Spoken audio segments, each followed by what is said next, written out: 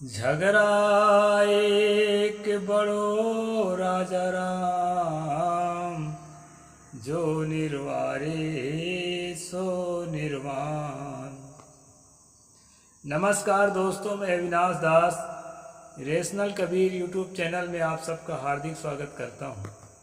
साथियों, यदि आपने चैनल को सब्सक्राइब नहीं किया है तो सब्सक्राइब ज़रूर करें और शेयर करके अपने सभी साथियों तक वीडियो को पहुंचाएं। बेल आइकन को प्रेस करें, ऑल नोटिफिकेशन ऑन करें ताकि हर नया अपडेट आप तक पहुंच सके। साथियों, मुझे कमेंट ज़रूर लिखें और लाइक करें। अभी हम लोग जो है मनुस्मृति पर अनुशीलन कर रहे हैं। मैंने शुरू में बोला, झगड़ा एक बढ़ो राजा राम, जो निर्वारे सो निर्वाण।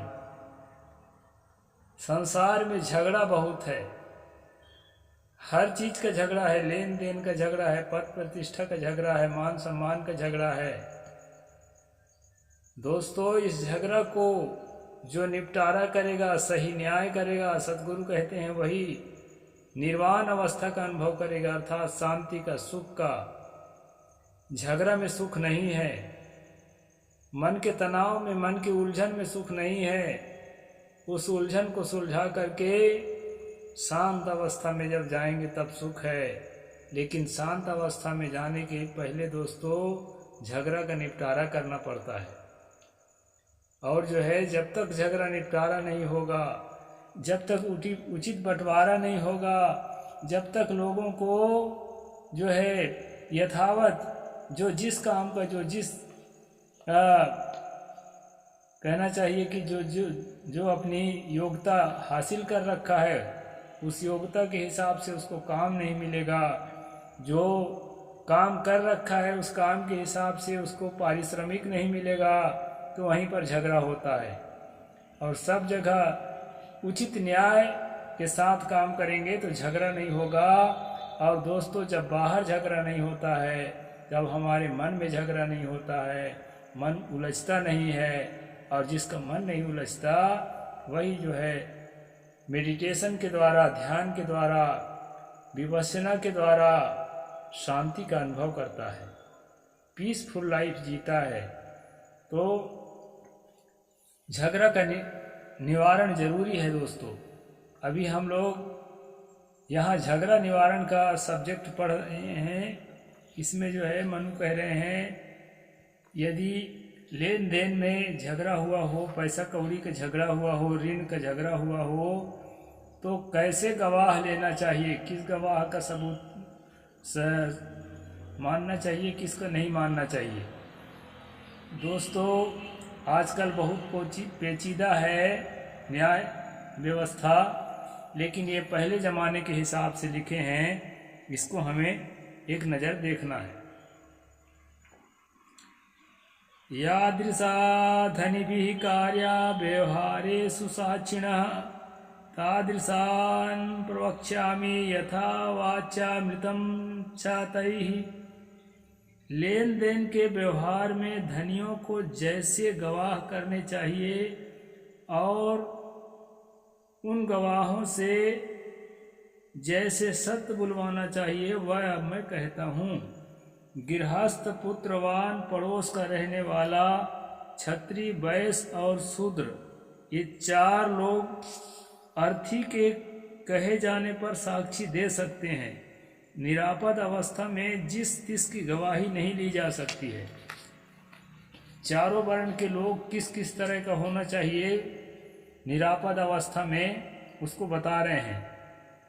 निरापद अवस्था में होगा तभी वो साक्षी दे सकता है। आप्ताः सर्वेषु वर्णेषु कार्याः कार्येषु साक्षिणः, सर्वधर्मविदो अलुब्ध्वा विपरीतांस्तु वर्जयेत्।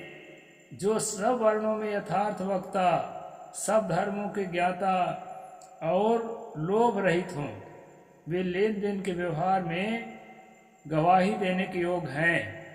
जो इसके विरुद्ध गुण वाले हैं उन्हें छोड़ देना चाहिए। वर्णाश्रम धर्म के बारे में ठीक से जानता हो, किस वर्ण के लिए कौन सा कानून लागू है, ब्राह्मण के लिए कौन सा कानून लागू है, क्षत्रिय के लिए, वैश्य के लिए, शूद्र के लिए कौन सा कानून लागू है। दोस्तों, मनुस्मृति एक ऐसा संविधान है, इसमें हर जातियों के लिए एक ही अपराध में भिन्न भिन्न कानून है और जो व्यक्ति इस सभी कानूनों के बारे में जिसको ज्ञान होगा वही गवाही दे सकता है, ऐसा मनु जी कह रहे हैं। और लोभी ना हो, लोभी होगा तो घूस लेकर के जो है झूठी गवाही दे सकता है, ऐसा यहाँ पर कह रहे हैं। नार्थ संबंधिनो नाप्ता ना सहाया ना वैरिण ना दृष्ट दोषो कर्तव्य ना व्याध्यार्था ना दूषिता। जो धनी से द्रव्य का लेन देन करते हों, इष्ट मित्र हों, सहायक हों, शत्रु हों, जो दोषों से, मिथ्या भाषण आदि से जो व्याधि पीड़ित हों और जो पाप से दूषित हों, उनसे साक्षी नहीं दिलाना चाहिए। जो ज़्यादा लेन देन करते हैं तो वो अपने जो है चालाक हो सकते हैं, इसलिए ज़्यादा लेन देन करने वाले ना हो, इष्ट मित्र ना हो, सहायक ना हो और शत्रु हो। शत्रु भी जो है झूठा बोल सकता है फंसाने के लिए। इस प्रकार जो है उदासीन व्यक्ति को गवाही देने के लिए मनु यहाँ योग बता रहे हैं। और दोस्तों, आगे कुछ जातियों का नाम गिन रहे हैं। कई लोग कहते हैं कि मनुस्मृति जो है 4 वर्ण का बात करती है, उसमें जातियां नहीं हैं। लेकिन उन पागलों को देखना चाहिए पढ़ करके, इसमें अनेक जातियों का नाम जो है गिना गया है। अभी हम देख रहे हैं कुछ जातियों को मनु बता रहे हैं कि वो गवाही के योग्य नहीं है। न साक्षी नृपति कार्यो न कारुकुशी लवो न श्रोत्यो न लिंगस्थो न संगे भयो विनिर्गतः। राजा, कारीगर, नट, वेद पराय कर्मपरायण, वेदाध्यायी कर्मपरायण, ब्रह्मचारी और सन्यासी, ये लोग गवाह ना माने जाएं। सन्यासी को गवाह के तौर पर मान्यता नहीं है, ब्रह्मचारी को गवाह के तौर पर मान्यता नहीं है। और जो है जो श्रोत्रिय है, वेदाध्यायी कर्मपरायण ब्राह्मण है, ऐसे ब्राह्मण को जो यानी विद्वान ब्राह्मण है उसको भी गवाह के तौर पर नहीं माना जाएगा। अब इसका कारण क्या है ये मैं नहीं जानता। इसके अलावा राजा भी गवाही नहीं दे सकता। और कारीगर और नट जो शिल्पी जाति के लोग हैं और नाचने कूदने वाली जाति के लोग हैं, इनको भी कह रहे हैं कि ये गवाही के काबिल नहीं हैं। वैसे आजकल इन्वेस्टिगेशन में जो है जाति नहीं देखी जाती है, उसको जो है सुराग देखा जाता है, उसके जो है फैक्ट देखे जाते हैं। अब आप न्यायिक व्यवस्था कुछ अलग है भाई, ये उनकी व्यवस्था है। ना दधीनो ना वक्तव्यो ना दस्युर्ण विकर्मकृत ना वृद्धो ना शिशुर्नैर नान्त्यो ना विकलेन्द्रिया। जो सेवक हो, जो समाज में निंदनीय हो, क्रूर कर्मी, निषिद्ध कर्म करने वाला हो, बूढ़ा हो, अंत्यज हो और विकलेंद्रिय हो तथा किसी एक व्यक्ति के गवाह न करे, अर्थात कम से कम 3 गवाह करने चाहिए। 3 गवाह जब गवाही देंगे तभी जो है 3 गवाह एकमत गवाही अगर देते हैं तभी जो है माना जाए, ऐसा मनु कह रहे हैं। और यहाँ कुछ लोगों को गवाह के लिए अयोग्य बता रहे हैं। जो दास, जो नौकर हो, नौकर की गवाही नहीं ली जाएगी। और समाज में जो निंदनीय व्यक्ति है उसकी भी गवाही नहीं ली जाएगी। जो क्रूर कर्मी है अर्थात जो है मार काट करता रहता है उसकी भी गवाही नहीं ली जाएगी। निषिद्ध कर्म करने वाला हो उसकी गवाही नहीं ली जाएगी। बूढ़ा आदमी की गवाही नहीं ली जाएगी, क्योंकि बूढ़े से बातें भूल जाती हैं, स्मृति कम होती है। अंत्यज जो अछूत जाति के लोग हैं उसकी भी गवाही नहीं ली जाएगी। विकलेंद्रिय जो विकलांग हैं, विकलांगों की गवाही भी नहीं ली जाएगी। ऐसा मनु यहाँ पर मनु के कानून में बताया गया है। शोकार्त, मत, पागल, भूख प्यास से पीड़ित, परिश्रम से थका हुआ, कामातुर, क्रोधी और चोर की भी साक्षी ना करें। ठीक है भाई, चोर के तो नहीं करना चाहिए। हाँ, स्त्रियों की साक्षी के लिए स्त्रियों को गवाह करें।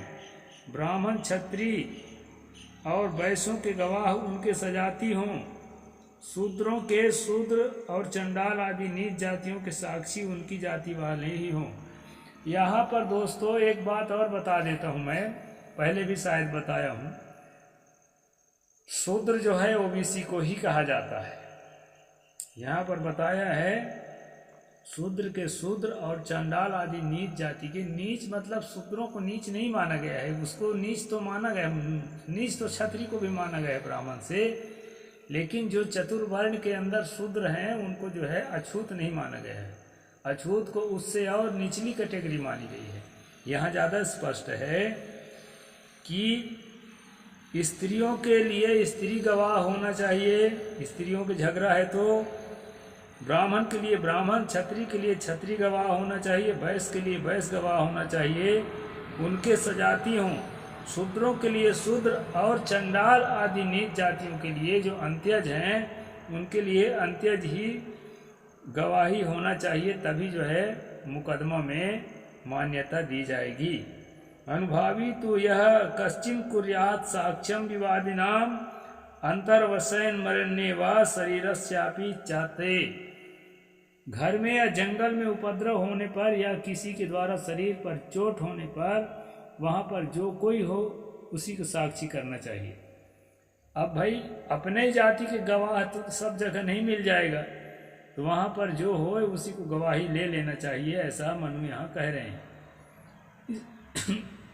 स्त्रियाप्य संभवे कार्ये बालेन स्थविरेण व शिष्येण बंधुना वापि दासेन भूतकेन व पूर्वोक्त साक्षी न मिलने पर स्त्री, बालक, वृद्ध, शिष्य, बंधु, टहलू और कर्मचारी से भी गवाह का काम लिया जा सकता है। अब यहाँ पर दोस्तों दो तरह की बात उलट पलट है। अभी जो है स्त्री को और बुढ़ा को गवाह के लिए अयोग्य बताया है, और यहाँ पर फिर से कह रहा है कि उनको भी गवाह लिया जा सकता है। दास, टहलू मतलब जो है नौकर, जो नौकर का काम करता है, उसका भी आगे श्लोक में बताया है कि नहीं हो जाएगा, पिछले श्लोक में, और इधर कह रहा है कि हो जाएगा। तो उलट पलट है इसमें, एकदम ठोस बातें इसमें नहीं बताई गई है। आगे चलते हैं दोस्तों, क्या बात है। बालक, वृद्धा, तुराणाम चा साक्षेन वत्ताम म्रिया जानी आदि स्थिराम वाच मुत्सित मनसा तथा अस्थिर चित्त से रहने के कारण बालक, वृद्ध और रोगी आदि गवाही देते समय कुछ झूठ बोले तो राजा अनुमान द्वारा उनके कथन और सत्यांश को जान ले।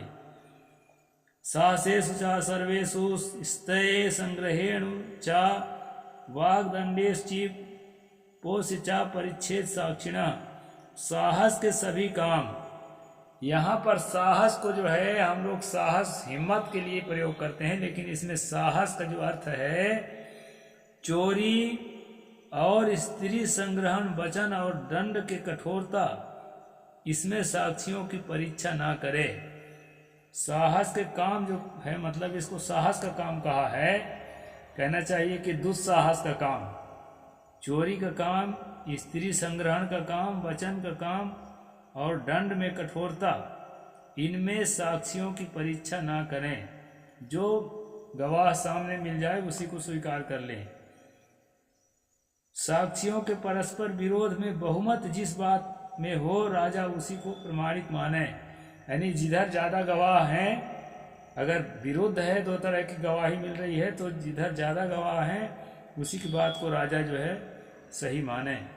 विरुद्ध भाषियों की संख्या बराबर होने पर विशेष गुणवान साक्षी के कथन को ही प्रमाण माने।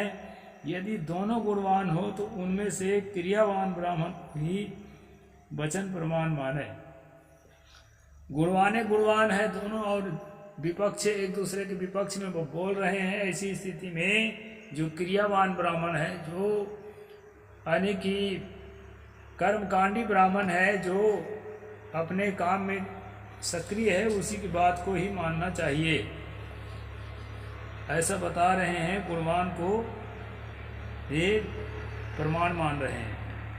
समदक्षा साक्षार्थम श्रवणाच्चैव सिद्ध्यति तत्र सत्यम ध्रुवानाथि समानार्थो न हीयते। आँख से देखी या कान से सुनी हुई बातों को साक्ष्य सिद्ध होती है, जैसा मालूम हो वैसा सच सच कहने वाला साक्षी धर्म और अर्थ से हीन नहीं होता। श्रेष्ठ सभा में यदि आंख से देखी या सुनी बातों के विरुद्ध भाषण करे अर्थात झूठ बोले तो वह मरने पर अधोमुख हो नरक जाता है और स्वर्ग में से वंचित रहता है। यही थोड़ा डर दिखाया है, साक्षी में कोई झूठ न बोले, इसके लिए मनु ने यहाँ पर डर दिखाया है। साक्षी के न होते हुए ऋण दान आदि के विषय में जो देखा हो या सुना हो, यदि न्याय सभा में उससे कुछ पूछा जाए तो वह जो कुछ देखा सुना है सब सच का सच कह दे। ये साक्षी के लिए यहाँ एको लुब्धस्तु साक्षी स्याद बहुत सुश्चोपिता स्त्रियः स्त्री बुद्धे विस्थित्वातु दोषाश्चैव अभी एक वृता। एक भी निर्लोभी पुरुष साक्षी हो सकता है, परंतु बहुत स्त्रियां पवित्र होने पर भी साक्षी नहीं हो सकती, क्योंकि स्त्रियों की बुद्धि चंचल होती है और अन्य मनुष्य भी जो दोषों से घिरे हैं साक्षी के योग नहीं होते हैं। तो इस प्रकार दोस्तों यहाँ पर अभी तो स्त्रियों के लिए स्त्री साक्षी हो सकती है ऐसा बताया गया था, लेकिन इस श्लोक में जो है सत्य मना कर रहा है कि स्त्रियां चंचल बुद्धि की होती हैं, इसलिए स्त्रियों को गवाही न ली जाए किसी भी मामले में, ऐसा मनु का कथन है। और जो दोषों से घिरे हुए अन्य लोग हैं उनको भी साक्षी के लिए योग्य नहीं माना जा सकता। दोस्तों, गवाह के संबंध में जो मनु का विचार है मैंने आपके सामने रखा है, और जो बातें हैं वो मैं आगे रखूँगा। दंड विधान है, आगे कुछ कठोर कठोर दंड भी आपको मैं बताऊँगा। बहुत भयंकर है दोस्तों मनुस्मृति। अभी आगे आप देखेंगे कैसे कैसे जाति के हिसाब से दंड दिया जाता है लोगों को। अभी तो शुरुआत है, अभी न्यायिक व्यवस्था के बारे में भी वर्णन किया है, उसको मैंने आपको बताया। तो आज यहाँ यहीं तक रहेंगे। साहिब बंदगी। जय भीम, जय जोहार, जय भारत।